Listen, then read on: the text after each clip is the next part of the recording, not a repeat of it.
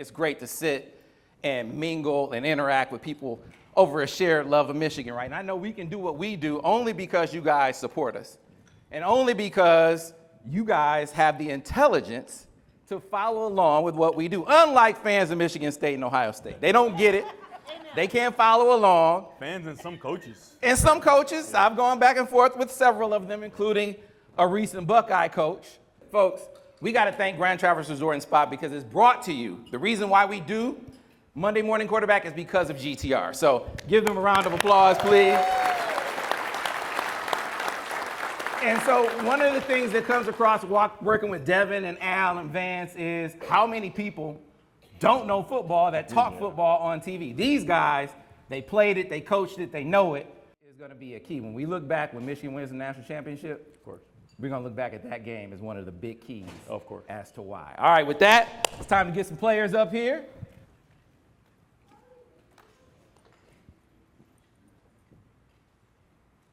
All right, fellas, how you guys doing? So who's the better golfer? See, now I've talked to both of you guys. Now you're here together. Who's the better golfer between you two? I'll let Will answer that. Colston is for sure, but he's teaching me a lot of things, so I'm getting there now. Okay. All right, so let's since I just spent so much time on offense, let's go over to the defense. Get us in the mood to watch your play. So tell me what you're seeing on this play, other than the ball coming to you. We ran this play like 3 times in the game, and 2 of them were interceptions. One of them to Mike B. So he almost threw it to us again the 3rd time, but he didn't. So I mean, this call we're showing 0 like those Ohio State plays you showed earlier, and then dropping back into coverage, and he's just throwing it straight to us pretty much. So the same play led to 3 picks in this game? It led to 2, but it could have been 3. Could have been 3. Yeah. All right, so now that we got that out of the way, let's start getting into some of the other plays that maybe they didn't see quite as much during the season. In that game, let's talk about. We'll come back around and talk about the plays that you improved from. But there was a play. I want to say it was it the Rutgers play? No, it was this one. It was this one you came up against Nebraska. You remember this play? Yep, I do. All right. So I think I was. Yeah. Followed him across and. I'm not sure what defense we were in, but yeah, we were in man, so I'm following him across. And when I saw him go under the receivers, it was pretty much me just driving the man. And when I looked back, the ball was in the air and just trying to make a play on the ball.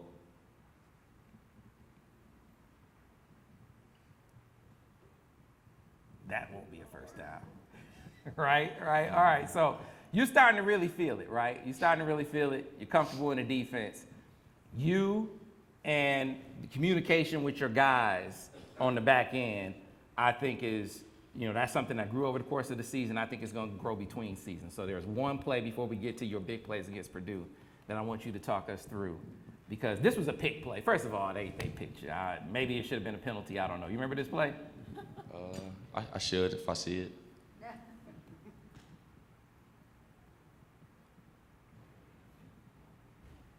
All right, so the reason why, let me go through why I highlighted it. I highlighted forward to this side because that's a sprint out alert.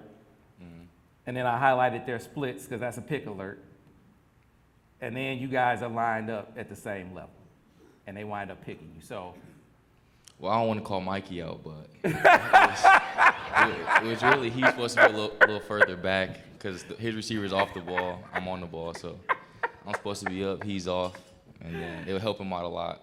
My job was pretty much to press that receiver down. So talk me through this. Talk me through how you guys would do it. If you're not going to stagger, I mean, if you're going to maybe shake it out and say, if you're going to trade on this, how would you guys defend this again? If you see this again and you are playing on the same level, how would you do it? If we're on the same level, only thing we really could do is pass it off to each other. So if my receiver goes in, I take his, and if his goes out, then he takes mine. So if we were on the same level, that's really the only way we could. But if he is a little farther back, then I can jam my receiver down and give him room to go over top.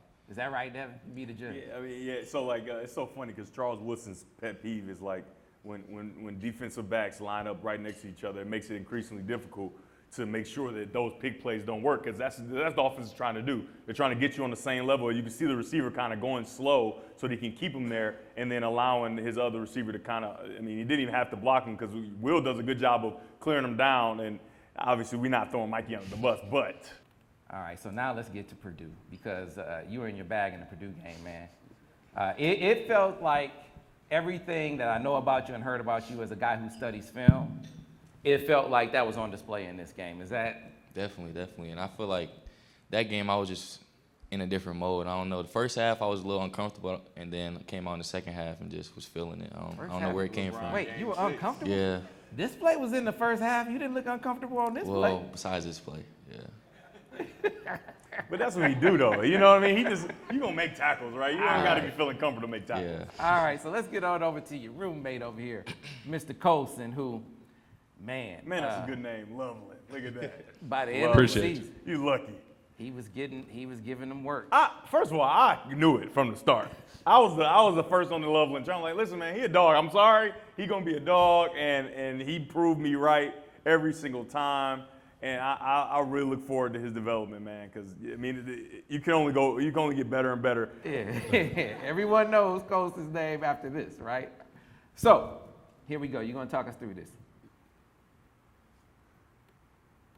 So I'll show the back view. I'll show the back view so you can talk us through the back view. But as you're coming off the line, tell us what you see right here. Yeah, so just a D end outside of me, so I just figured I'd go inside of him, and then CJ's running a post, and then I'm coming right off behind him, running like a kind of out and up corner type deal, and then he ended up getting pushed into me kinda, and which I mean helped out a little bit, I guess, because Martinez, he just jumped out, like, because I showed my head a little bit, so he was kind of playing the corner or maybe an out, and he just over jumped it, and I just normally take like 3 rotations, but I was so open, so I just decided to turn it up then, and then from there I was just thinking, damn, I just got to catch the ball. That's about it.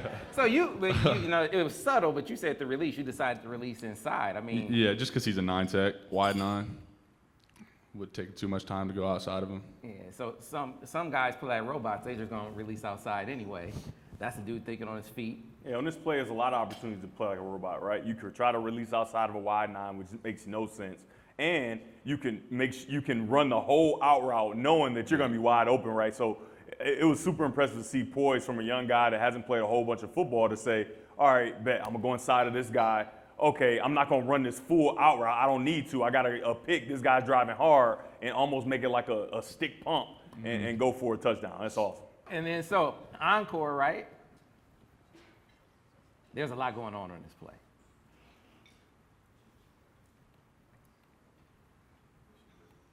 All right, so here we go. And you wind up having to make a big time grab between 2 guys because I think it was the safety that came over, right?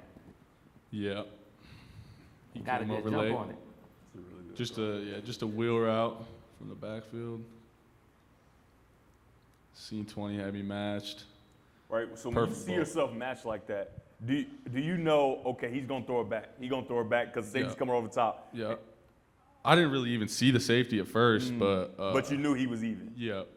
Yeah, if he's even, throw it up and it's gonna play. get caught.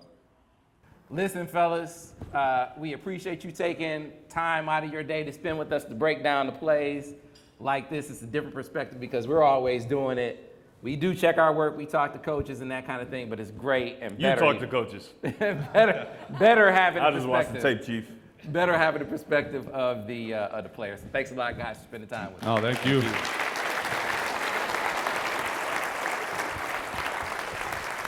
Appreciate you. I'm not standing up. I'm not standing up. You're too big. I'm not standing up. I'm not standing up. You're too big.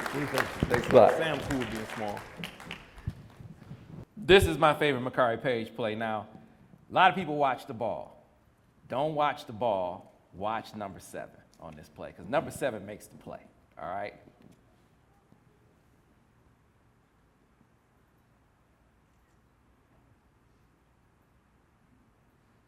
Now, how much does this man weigh? That's tough. How much does that man weigh? I I don't believe even he's know. about 300 pounds, right? You probably around there. But you see the difference between Michigan players and other players. That ain't no business decision. He way bigger than you. You still putting your face on him, moving him out the way. And that's kind of the unsung stuff on defense. That's why I like defense a lot, just because so many plays like that get made, and nobody's going to call Makari Paige's name on that play, right? The NFL scouts are going to see it, but as far as fans go, you don't know that he made that play and made sure that play happened, and that's why that play was made. So how's your offseason going? Going good. Can't complain. Everything's going good. We doing started workouts last week, so everything's moving good. All right, man. Well, definitely. I'm glad I grabbed a couple plays Sure. for you. Thanks a lot for dropping by. Appreciate it. Appreciate you.